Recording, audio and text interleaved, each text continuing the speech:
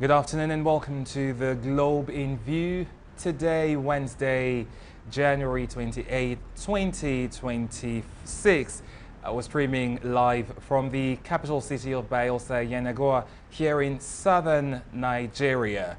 We start off with the headlines where President Tinubu proposes 110 Court of Appeal justices. Presidency downplays Tinubu's stumble, assures Turkey visit. Still on course, investigation uncovers soldier who plotted coup against President Tinubu. And on the foreign scene, U.S. Congresswoman Ilhan Omar attacked with syringe at Minneapolis town hall. And now the stories in full. The Senate has received 24 health sector bills from President Bola Tinubu for legislative consideration in line with the Constitution of the Federal Republic of Nigeria.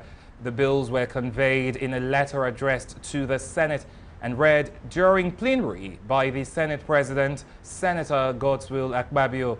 President Tinubu explained that the proposed legislation followed a comprehensive review of existing health sector laws carried out by the Attorney General of the Federation and Minister of Justice in collaboration with the Minister of Health and Social Welfare, and subsequently approved by the Federal Executive Council. According to the President, the bills were aimed at streamlining governance structures across health institutions by reducing over-bloated board membership with a view to improving efficiency, effectiveness, and service delivery within the sector. He noted that the proposed legislations cover a wide range of health institutions and regulatory bodies, including tertiary and teaching hospitals, specialty hospitals, professional councils, and regulatory agencies. The President expressed confidence that the Senate would give the bills careful and judicious consideration in the interest of strengthening Nigeria's health sector. Well, similarly, President Bola Tinubu has asked the Senate to approve a bill seeking to amend the Court of Appeal Act to increase the number of justices from 70 to 110 as part of reforms aimed at strengthening Nigeria's appellate justice system.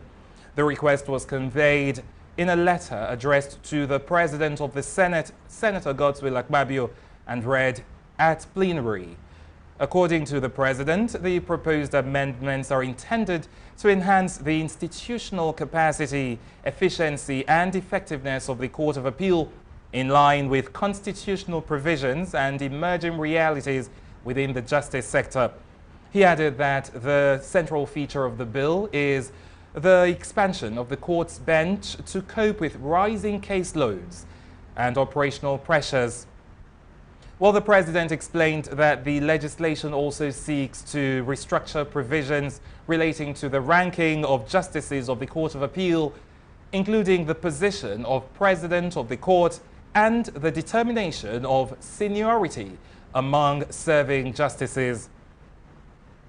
The Presidency has assured Nigerians that President Bola Tinubu is in good health and proceeding with his scheduled state visit to Turkey as planned, following a brief stumble during a ceremonial reception in Ankara on Tuesday. The update was provided by the President's Special Advisor on Media and Publications, Media and Public Communications, Sunday Dari, via his verified X handle. Dari confirmed that the President moved from the ceremonial welcome to scheduled bilateral meetings with Turkish President Recep Erdogan and other senior officials. Addressing concerns about the President's well-being, and the presidential spokesperson, Bayo Nanuga, explained that the stumble was minor and caused by the President stepping on a metal object on the floor. An interim investigation report into the alleged coup plot against President Bola Tinubu's administration has revealed that a secret network of military officers coordinated by an army colonel whose name is withheld had planned the takeover with funding, recruitment and operational planning traced directly to him. The report indicated that the army officer, whose repeated failures in promotion exams reportedly fueled his dissatisfaction, mobilized like-minded officers across the Navy, Army and Air Force, assigning them to survey critical national installations, including the Presidential Villa, major barracks and international airports. According to the report, searches conducted on his vehicle reportedly uncovered charms and anti-government materials, while a raid on his residence in Lokogoma, Apo, yielded very sensitive documents, including assigned roles to principal actors and notes identifying how key national dignitaries were to be handled during the operation. Former Nigerian Petroleum Minister Diezani Alison Madueke has denied multiple bribery charges as a trial opened at Southwark Crown Court in London, where prosecutors accused her of living a life of luxury funded by illicit payments. British prosecutors told the court that Alison Madueke, 65, accepted bribes between 2011 and 2015 while serving as Nigeria's Minister of Petroleum Resources under former President Goodluck Jonathan's administration. According to the prosecution, individuals seeking lucrative oil and gas contracts with Nigeria's state-owned oil company, NNPC, provided her with significant financial and other advantages in exchange for influence. Alison Madueke is accused of receiving financial and other inducements from individuals linked to the Atlantic Energy and SPOG petrochemical groups, which secured contracts with the Nigerian National Petroleum Corporation and its subsidiaries. These, among other accusations, she denied. Trial Judge Justine Thornton said she hoped the trial would be concluded by April 24, 2026. The Enugu State Police Command has intensified its crackdown on drug trafficking and related criminal activities with the arrest of 4 suspected drug peddlers in separate intelligence-driven operations within and around the Enugu metropolis. The arrests carried out by operatives of the Command Special Weapons and Tactics Team and the Anti-Cultism Squad led to the recovery of large quantities of substances suspected to be cannabis and other hard drugs, as well as a cash sum of 1.8 million naira and other incriminating exhibits.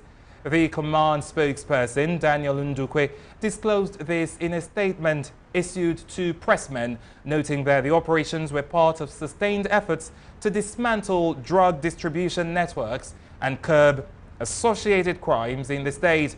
According to the statement, operatives of the SWAT team acting on credible intelligence on January 26, 2026, around 11:30 a.m., raided a criminal hideout located between Newmarket and Enugu, where they arrested a 46-year-old female, Omeru Nkechi, alleged to be a drug peddler.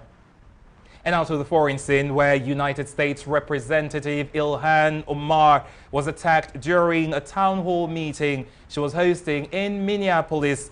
According to reports, a man armed with a syringe, an unknown substance at the A man armed with a syringe sprayed an unknown substance at the Democrat congresswoman.